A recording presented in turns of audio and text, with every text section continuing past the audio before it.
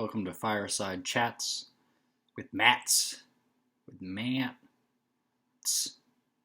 and this is Matt. So this is going to be an episode about some of my favorite metal. Now, it wouldn't be a fireside chat without talking about a little bit of metal. And this is some of my favorite metal. So I was running today, and I was sort of letting go, sort of checking for like parts of my, parts of whatever that feel like they're maybe holding their breath, or I'm holding my breath in some way here or there, and sort of letting go, like letting the air flow into them or whatever.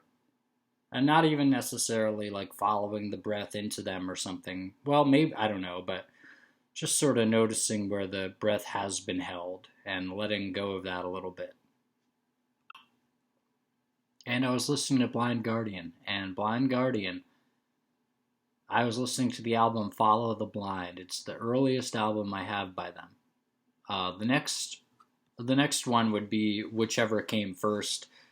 I think Nightfall and Middle Earth came before Somewhere Far Beyond, but see, I have a nice little Blind Guardian collection, but I don't have their earlier stuff, earlier than whichever of the two I mentioned otherwise would be the earliest of those two. But I have most of their later stuff, like At the Edge of Time, Beyond the Red Mirror, God Machine, Night at the Opera, Twist in the Myth, and then Imaginations from the Other Side, of course, as of course in terms of if I've bought this many albums by them, I've probably heard enough about that one to buy that.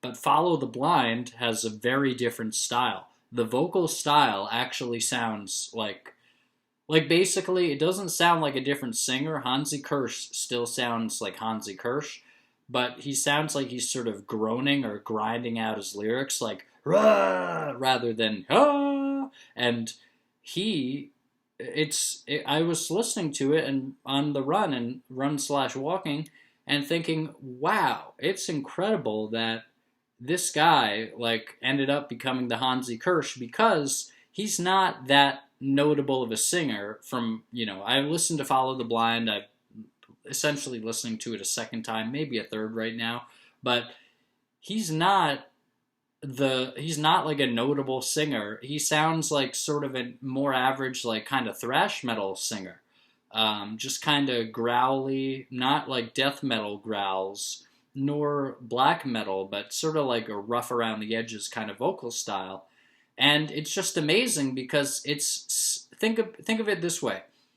Think of Freddie Mercury and say say Queen started and Freddie Mercury's and into their second album, which I think Follow the Blind is, Freddie Mercury still didn't sing like he does as we know him today. Imagine if Freddie Mercury just essentially totally hid his voice, or if he wasn't doing his voice, singing in the operatic kind of colorful way that he would become famous for. Imagine if the first couple of Queen albums just sounded like he was sort of an anonymous singer, and then suddenly he burst into beauty.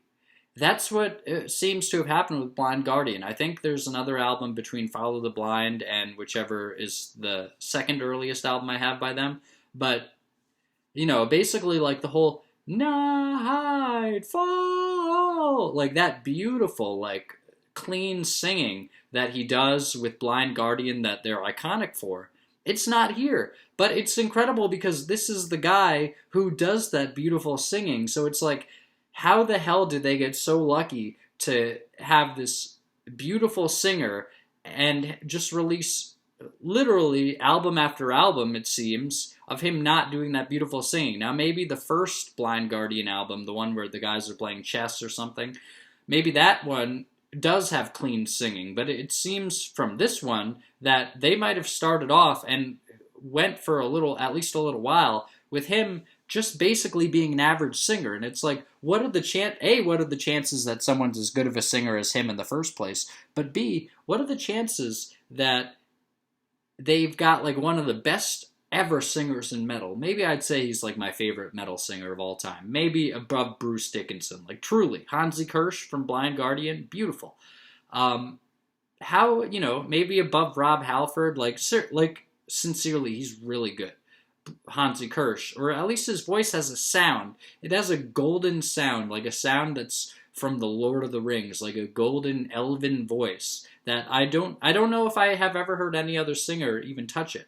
Like I'd compare Jeff Buckley to like the beauty of fucking Hansi Kirsch's singing, and it's like how lucky and how improbable that there would be a metal band that seemed to have gone for multiple albums and maybe like the span of like 5 years or more with one of the best singers in the genre, but that singer was essentially not singing in the way that I would characterize him as being one of the best singers in the genre to sing like. Instead, he was just singing like kind of anyone else. Maybe not. He still sounded like him, it still sounded like Hansi in some sense, but it's like, it's like he just fucking. It's incredible. Like, it's truly incredible that they were hiding this and that they lasted long enough. And the guitar playing is good and it's cool, but even the guitar, they were hiding this band until like a later album, and it's like it would turn out to be one of the most beautiful bands, but it's like you'd think they would have started because they were that beautiful band, but it's like no, they started as just sort of a more generalized, even thrashy, maybe kind of power metal band, and then they ended up somehow becoming later a really beautiful, gorgeous band. Beautiful and gorgeous band.